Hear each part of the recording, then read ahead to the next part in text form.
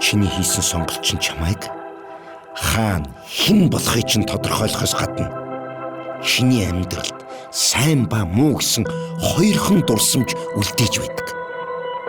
Нэгсэндээ сонголтоос шалтгаалж дурсамж бичигдэнэ.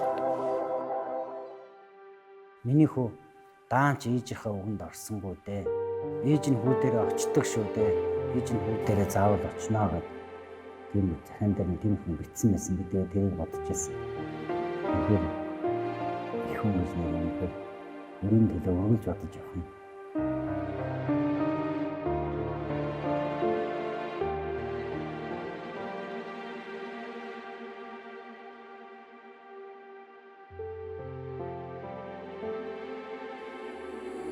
Бусад хүмүүст юу байгаа?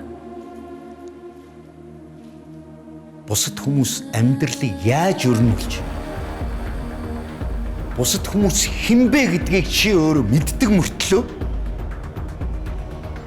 чи өөрийгөө ханаас ирээд олохооргүй. Тийм байдалд орсноо чи анзаарсан уу? Чи ирнэ. Ингэхэд хинбэ?